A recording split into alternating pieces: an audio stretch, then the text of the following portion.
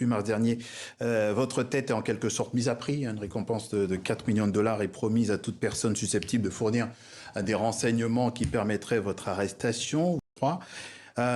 Très clairement, est-ce que vous faites un lien direct entre l'agression brutale dont vous parlez et cette récompense promise? Ce n'est pas une estimation, c'est clair que c'est le régime de Kinshasa, mené par le président Tshisekedi, qui a organisé cet attentat, cet escadron de la mort qu'ils ont mis sur mon chemin pour m'assassiner, pour 2-3 raisons. D'abord, départ de la dictature qui dirige aujourd'hui la République démocratique du Congo, soit dit en passant, je ne suis pas le seul, il y a de nombreux Congolais qui sont à l'extérieur du pays, et ce n'est pas la première fois.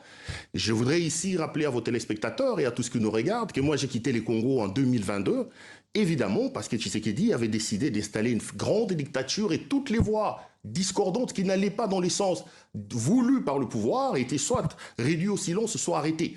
Donc à un moment donné, il y avait des menaces de mort contre moi, simple journaliste, et j'ai décidé de partir. Je suis allé par la Zambie. Ce qu'il a fait aujourd'hui, il a déjà commencé à le faire en 2022. Donc il a envoyé un escadron de la mort mené par le général John Chibangu, le célébrissime John Chibangu que beaucoup de Congolais connaissent. J'ai fui la Zambie, je suis allé en Tanzanie. En Tanzanie, il a organisé également un autre commando pour m'assassiner sur place.